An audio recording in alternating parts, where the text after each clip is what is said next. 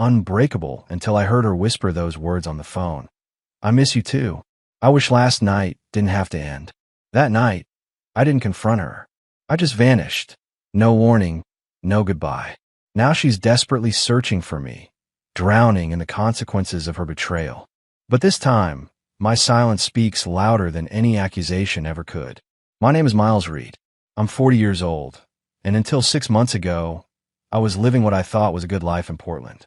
I developed educational programs for children with special needs, work that gave me purpose and satisfaction. I had a beautiful home in the suburbs, a wife I'd loved since college, and what I believed was a rock-solid marriage. The first hint that something was wrong came so subtly I almost missed it. Natalie started coming home later from her office. Not dramatically late, just 30 minutes here, an hour there. Always with a reasonable explanation. Client meeting ran long. Traffic was terrible. Had to finish a proposal. I believed her. Why wouldn't I? We'd been married 15 years. Trust was our foundation. Then came the phone thing. Natalie had always been casual with her phone, leaving it on tables, not bothering with passwords. Suddenly, it was glued to her hand. She'd flip it face down whenever I walked into the room.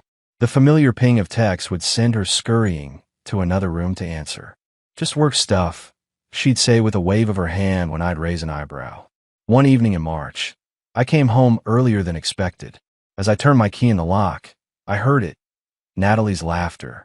Not just any laugh, but that full, unrestrained sound I hadn't heard in months. Maybe years. The kind of laugh she used to have just for me. I stepped into our kitchen silently, and there she was, phone pressed to her ear, leaning against the counter. Her whole face was lit up in a way I hadn't seen in too long. "That's insane," she was saying, her voice warm with intimacy. "You can't possibly." Then she saw me. The transformation was instant. Her smile vanished, her body stiffened, and she quickly said, "I've got to go. Talk later." "Who was that?" I asked, keeping my voice neutral as I set down my laptop bag. "Oh," she hesitated, just a microsecond too long. "Just Jen from work. We're planning the spring fundraiser." I nodded and moved toward the refrigerator, but something cold had settled in my stomach. Because Natalie and I had been to dinner with Jen and her husband just last weekend, and Jen had mentioned she was leaving for a 2-week vacation in Hawaii. Started yesterday. That night, lying beside her in bed, I stared at the ceiling fan while Natalie scrolled through her phone, angled carefully away from me. 15 years together, and suddenly I felt like I was sleeping next to a stranger. I didn't confront her. Not yet. Instead, I started paying attention. And what I saw in the coming weeks only confirmed what my gut already knew. I was losing my wife. The question was, had I already lost her? Over the next few weeks, I became a detective in my own home. Not something I'm proud of, but when your gut tells you something's wrong, eventually you have to listen. Natalie's behavior shifted in subtle ways that only a husband of 15 years would notice. New clothes appeared in her closet. Nothing flashy, just a bit more stylish than her usual choices. She started wearing makeup on ordinary weekdays. Her showers became longer.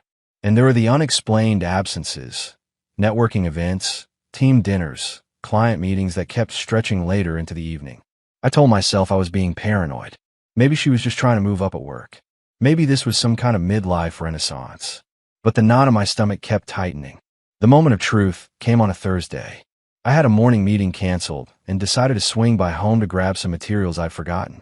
As I pulled into our driveway around 10 a.m., I noticed Natalie's car. She should have been at work. I entered quietly, hearing her voice coming from our bedroom upstairs.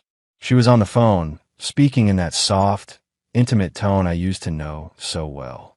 "I miss you too," she was saying, her voice barely above a whisper. "I know. I wish yesterday didn't have to end either." I froze in the hallway, my heart pounding in my ears. "It's getting harder to make excuses," she continued. "He's starting to ask questions. No, I don't think he suspects anything specific, but..." I backed away silently, returned to my car, and sat there, hands gripping the steering wheel until my knuckles turned white. The evidence I'd been dreading was now irrefutable. My wife was having an affair. That night, I watched her prepare dinner, chatting about her day as if nothing was wrong. She mentioned a budget meeting, client calls, a complete fabrication of a day I now knew she hadn't spent at work. The ease with which she lied stunned me. How long had this been going on? How many other conversations had been complete fiction? "You're quiet tonight," she said, placing a glass of wine in front of me. I looked up at her, this woman I'd share my life with, and felt a strange sense of calm. "Just tired. Big project deadline coming up." She nodded, seemingly relieved I wasn't asking questions. "You work too hard." I nearly laughed at the irony. Instead, I took a sip of wine and decided to wait. To watch. To gather more information before making my next move. 2 days later, I had my final confirmation. Natalie was in the shower when her phone lit up on the kitchen counter. I'd never checked her phone before. Trust had always been our thing. But that trust was already shattered, wasn't it? The message preview on the screen read, "Last night was incredible. Can't wait to see you again." The sender's name was listed as Victor S. Victor Sloan, the app developer who'd spoken at Natalie's company retreat 3 months ago. The one she'd mentioned was so interesting and revolutionary in mental health technology.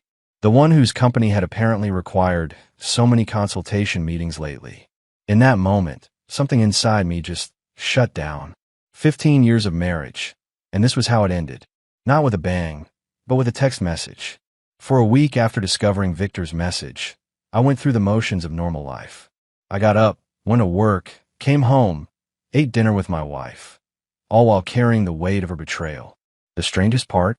I wasn't angry, just hollow, like someone had scooped out everything inside me and left an empty shell. At work, I threw myself into finalizing a new program for children with autism, creating something meaningful while my personal life felt like the only thing keeping me sane. My colleague Dexter noticed something was off, but I brushed off his concerns with vague excuses about being tired. At home, I watched Natalie with new eyes.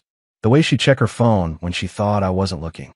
How she'd suddenly need to run errands at odd hours. The careful way she maintained her alibi with fabricated work stories. It was like living with a skilled actress rather than the woman I'd married. The decision itself came suddenly. I was sitting in my office late one evening, staring at a photo on my desk. Natalie and me in Maui for our 10th anniversary, 5 years ago. We looked happy. Maybe we were. But that man in the photo, the one with his arm around his wife, smiling like he had everything figured out, he was gone now, and I couldn't pretend to be him anymore. That night, I made my plan. Not in anger, not in haste, but with a clarity I hadn't felt in months. I'd wait for the right moment, pack what mattered, and just leave. No confrontation, no ultimatums, no tearful accusations. Just gone. The opportunity came 3 days later. Natalie mentioned she had a team dinner that would run late. The lie rolled off her tongue so easily now that she didn't even bother making it convincing. "No problem," I said, kissing her cheek as she headed out the door. "I've got some work to catch up on anyway." As soon as her car pulled away, I moved with purpose. I'd already withdrawn a reasonable amount of cash from our joint account over the past few days. Not enough to raise suspicions, but enough to get by. I'd secured a short-term rental in Seattle under just my first name. I'd even spoken with a lawyer, though I hadn't filed anything yet.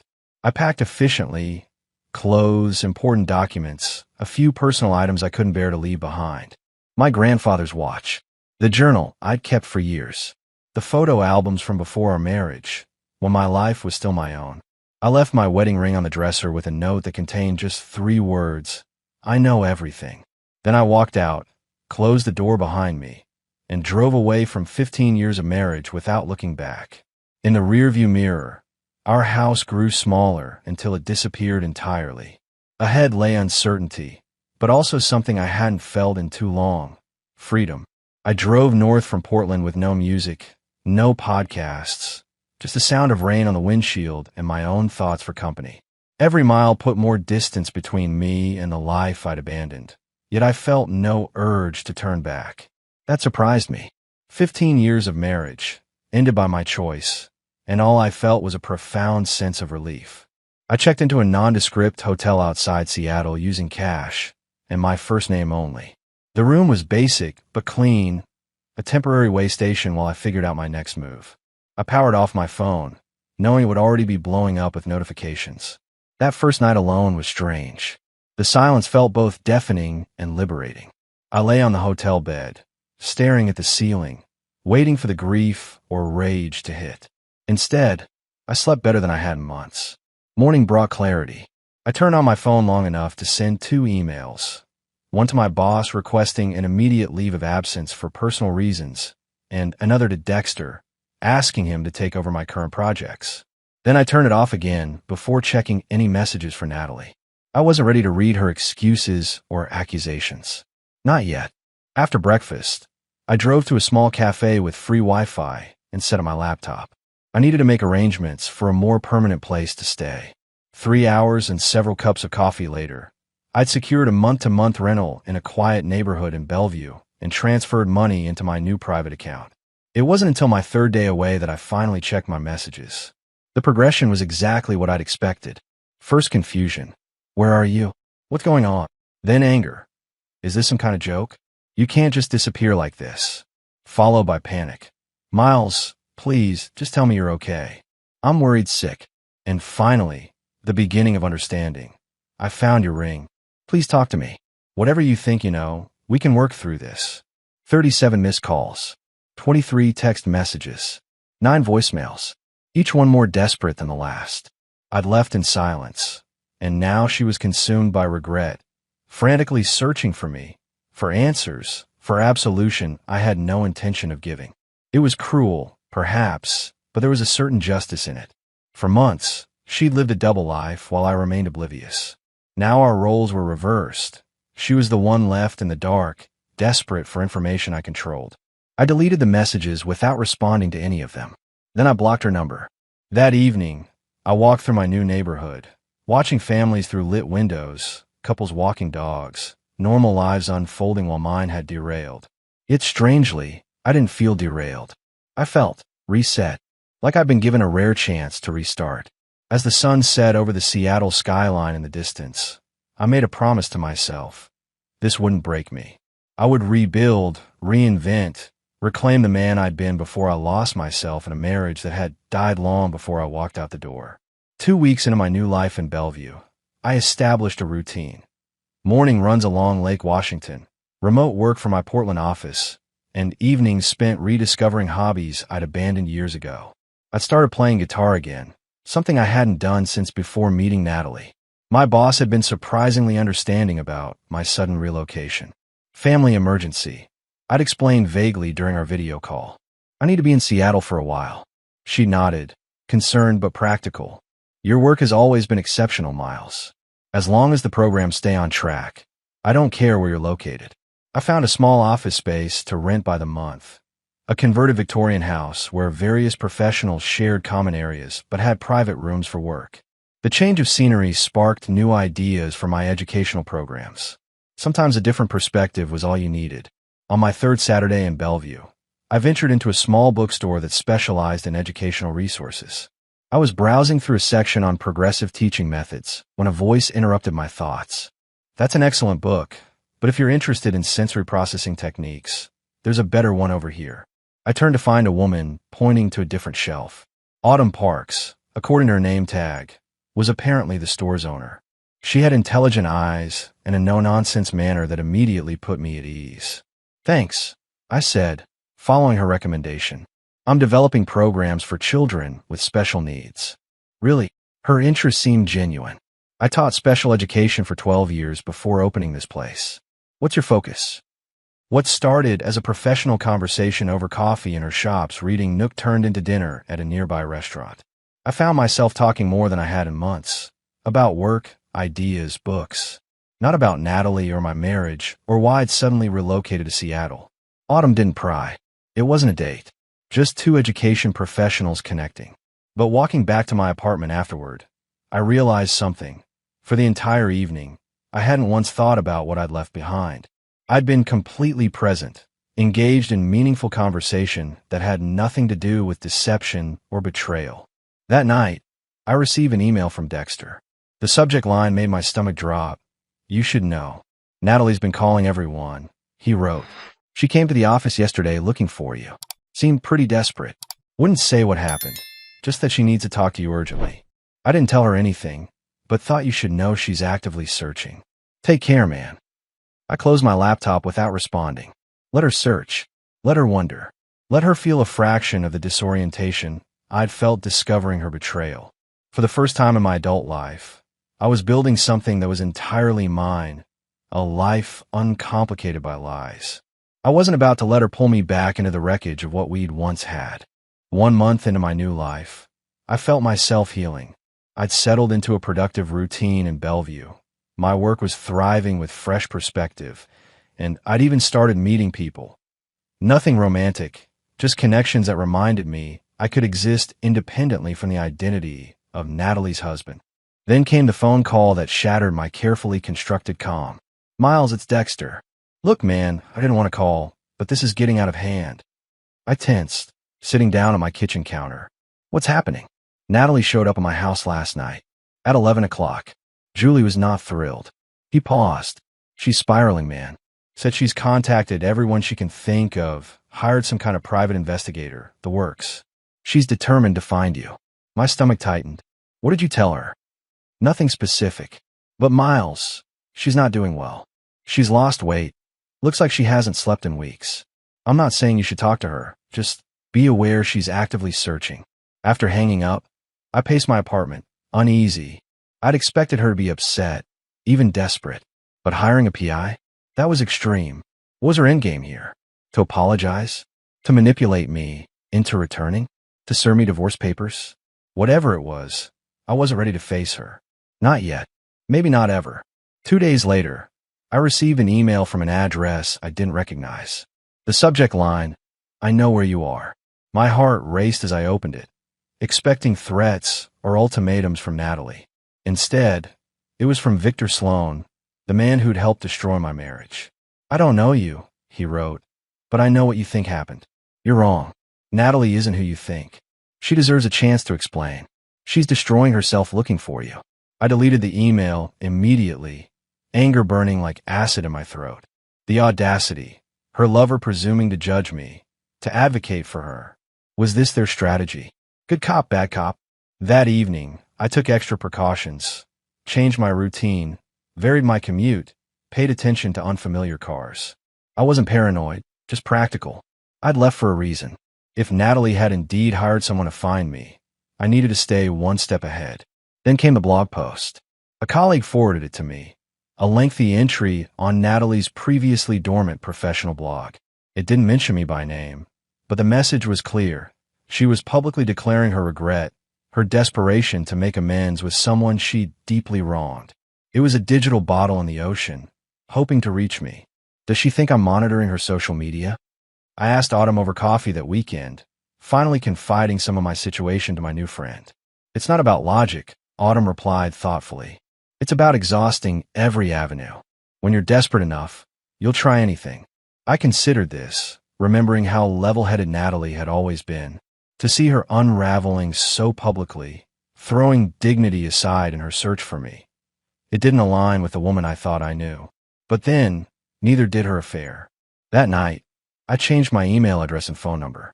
Not out of fear, but from a growing determination to protect the new life I was building.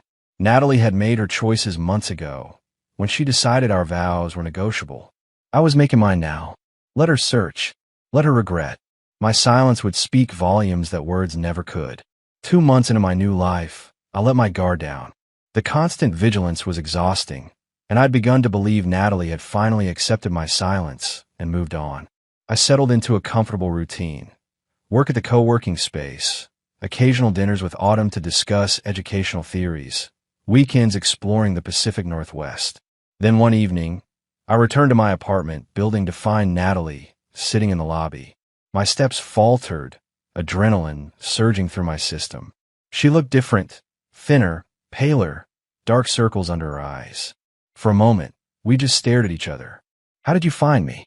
I finally asked, my voice steadier than I expected. She stood, hands twisting together. "It doesn't matter. Miles, please, we need to talk." "No," I said simply. "We don't." I moved toward the elevator, but she stepped in my path. 5 minutes. That's all I'm asking for. 5 minutes after 15 years.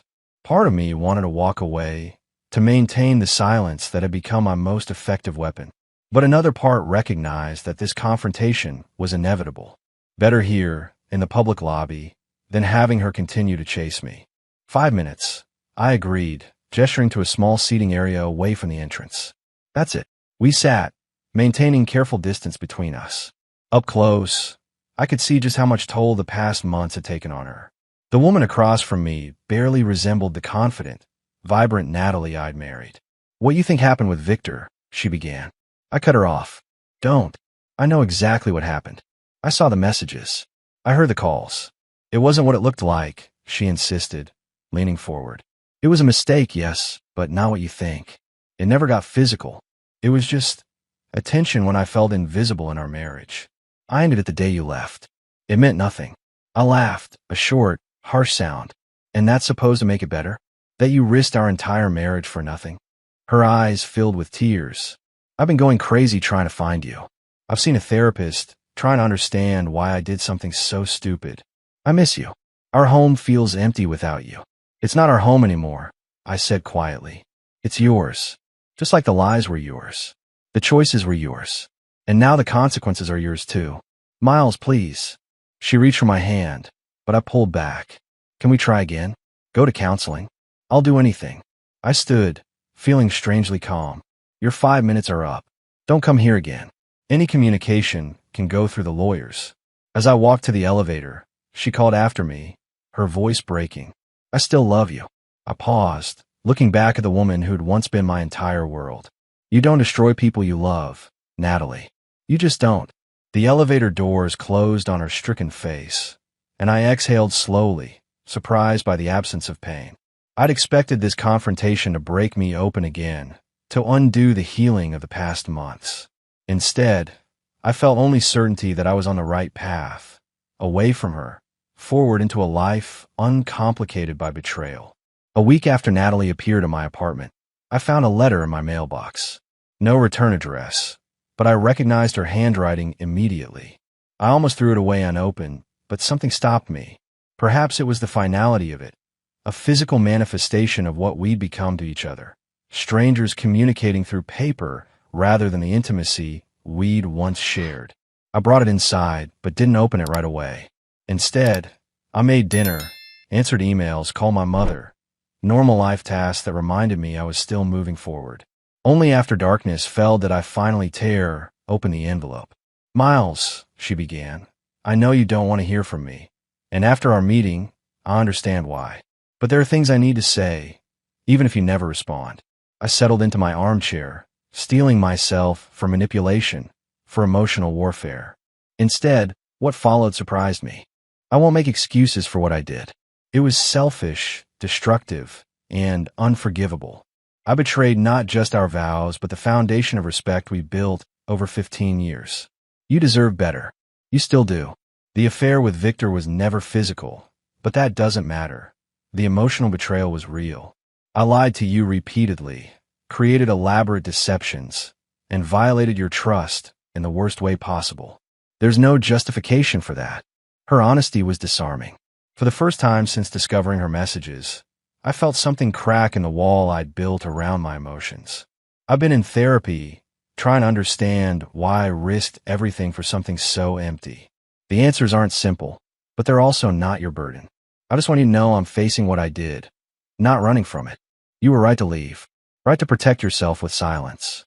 The pain of searching for you, of living with the uncertainty of where you were or if you were okay. It's been excruciating, but it's nothing compared to what you must have felt discovering my betrayal. I set the letter down, surprised to find my hands shaking slightly. This wasn't the desperate pleading I'd expected, nor the blame shifting I'd feared. This was accountability. I'm not asking for reconciliation. I don't have that right. I've filed divorce papers and included a settlement offer that gives you more than half of everything. It's waiting with my lawyer whenever you're ready.